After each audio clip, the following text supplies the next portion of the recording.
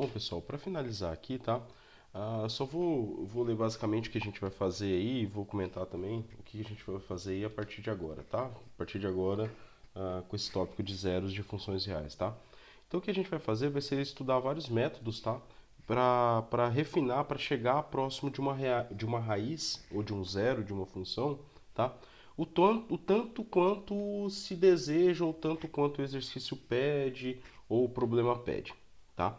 O que vai diferenciar esses métodos aí vai ser a forma como executamos esses refinamentos, esses passos, tá? Então, o que a gente vai fazer agora? A gente vai fazer como se diz, um algoritmo, né? Para cada método vai ser um algoritmo na busca de chegar o mais próximo possível desses zeros, tá? Lembrem que os nossos problemas, a gente não está interessado, por exemplo, em funções quadráticas. Nós não vamos aplicar os métodos nossos, por exemplo, em funções quadráticas. Por quê? Porque a gente já tem uma regra que acha raiz para isso, né? Acha zero. O que nós vamos estar interessados vão ser em funções. Nós vamos estar interessados aí, vão ser em funções no qual a gente analiticamente a gente não consegue obter a solução, né? Aplicando lá as regras de matemática básica, as regras das funções logaritmo, exponencial e tal, a gente não consegue achar esses zeros, tá? Então esse é o objetivo, tá? E esses métodos numéricos, eles se baseiam em iterações, tá? Iterações são passos, é o algoritmo, né? O algoritmo ele tem passos, né? Que é nada mais é que uma sequência de instruções que vão ser executadas, né, passo a passo, onde algumas dessas sequências são repetidas em ciclos, certo? A execução de um ciclo recebe o nome de iteração, cada iteração utiliza-se das iterações anteriores e efetua determinados testes, tá? A gente vai ter testes para verificar se foi atingido o que a gente quer, se a gente chegou próximo da raiz do jeito que a gente quer. Como que a gente vai fazer isso? Esses daí vão ser os nossos critérios de parada, tá? Mas antes aqui a gente tem um diagraminha de fluxo, tá? A gente tem início, os dados iniciais, as condições iniciais, passo 1, tá? Passo 1, a gente vai lá, faz o nosso cálculo, né? Pá, K mais 1, tá aqui, bem, faz a nossa primeira conta, certo? Tá? Tá, primeiro, calcula aqui a nova aproximação, a gente calcula, faz o passo 1, aí você vai vir fazer a pergunta aqui, ó. Essa aproximação está próximo o suficiente da raiz exata? Ah, não, né? Tinha que ter um n aqui, né? Não. Então você vai fazer uns cálculos intermediários e vai fazer o próximo passo, que vai ser k mais 1, que vai voltar aqui. Calcula a nova aproximação, pergunta, ó, essa raiz está próxima o suficiente? Né? O que é estar próximo? É ver se o critério de parada foi atingido. Não. E aí vai fazendo isso em ciclos, tá ok? Vai fazendo isso em ciclos. Até quando chegar aqui sua resposta for sim. Quando você, a sua raiz, né, as suas iterações, os seus pontos aí, eu vou explicar isso um pouquinho daqui a pouco num gráfico, tá? Mais ou menos o que isso significa. Atingiu, atingiu, né, atingiu o critério de parada, beleza, finaliza com os cálculos finais aí e entrega o valor aproximado da raiz, tá?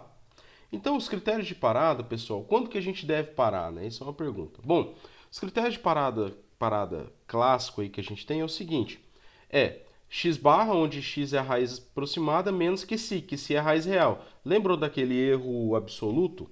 Tá? É bem parecido, né? Só que só tá o aproximado tá aqui e o real tá aqui. Aí você vai falar, nossa, isso dá diferença. Não dá, pessoal, porque esse daqui está em módulo. Coloca menos um em evidência, o módulo, pela propriedade produto de módulo, isso daí acaba. Então é a mesma coisa você falar isso daqui, tá, pessoal? É a mesma coisa. Que si menos x barra é a mesma coisa do que x barra. Fica aí para vocês pensarem o porquê. Coloca menos um em evidência, que são tudo a mesma coisa. Então é o seguinte, quando que a gente deve parar, né? Esse epsilon aí é o que a gente chama aí de critério de parada, né? Ele é a precisão exigida, né? Tá, fugiu a palavra aqui. O epsilon é a nossa precisão, tá? É o quão próximo eu tô da nossa raiz. Então, o clássico aí é você falar, ó, é o que eu tenho aproximado, a distância que eu tenho até a raiz fica menor do que a precisão exigida, tá? Ok? Outra maneira de você medir é a f aplicada no seu valor aproximado ser menor do que a precisão exigida. Esse camarada aqui está olhando a distância no eixo x. Esse daqui está olhando a distância, tá, no eixo y. Qual que é o problema do item 1 aqui? É que geralmente eu não sei quem que é a raiz real. Tá? Nós não vamos saber quem que é a raiz real. Então, como é que a gente vai fazer para contornar esse problema? Cada método vai ter uma maneira, e aí eu vou explicar nos métodos aí, por exemplo, da absceção, a Med Newton, eles têm suas maneiras de que eu vou escolher aí, eu vou escolher esses critérios de parada aí, tá? Que a gente vai desenvolver e vou escolher aí quais são os critérios que a gente vai usar em cada método, certo? Bom, olha só. O que é essa questão do método iterativo, né? Que eu queria falar aqui com vocês. Você foi lá e encontrou um intervalo. Eu vou pôr bem grande aqui para a gente ter espaço. O que é um método iterativo? O método iterativo vai fornecer um ponto, tá? Um ponto aqui. Vamos, por exemplo, imagine ele vai lá e fornece aqui um ponto x1. Aí você vai vir, né? E vai fazer mais uma conta, vai lá e acha o x2, por exemplo. Tá? Você vai lá e acha o x2. Via os métodos que a gente está aprendendo. Então, essas aqui são as condições iniciais, x1 e x2. Você vai lá e calcula essa distância, por exemplo. Esse aqui é o nosso critério de parada. Essa distância vai ser menor do que epsilon? Epsilon é a precisão dada, tá? Por exemplo, epsilon é igual a 10 a menos 3. A precisão aí de duas casas decimais, né, pessoal? Porque esse daqui é 0,001. Duas casas decimais, tá? Essa distância é menor do que epsilon? Não é. Então, o que você tem que fazer? Faz mais um passo. x3. Aí você vem e calcula essa distância aqui. Essa distância aqui, ela é menor. Eu estou falando assim, eu estou colocando esses x aqui, é como se o método estivesse fornecendo para a gente. Ele não estudou os métodos ainda, só para vocês entenderem o que é esse critério de parada, tá? x3 é menor do que esse epsilon aqui? Não é. Faz então, aí vai lá, calcula, faz as contas, passa por aquele diagrama de fluxo que eu falei para vocês. Encontra x4, vamos fingir que x4 está aqui.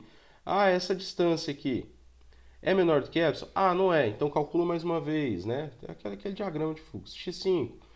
Essa distância. Beleza. Essa distância veio e deu certo. Ok, isso daqui, essa distância é menor do que epsilon. Beleza. Então quem que é o valor próximo da raiz vai ser o último que você pegar aqui, tá? Entendeu? Então esse daqui vai ser menor do que epsilon, então quer dizer que eu vou pegar como valor aproximado de QC, que eu não sei quem que é a raiz nossa, eu vou pegar como sendo x5, tá? Por quê? Porque ele atingiu o critério de parada que eu quero.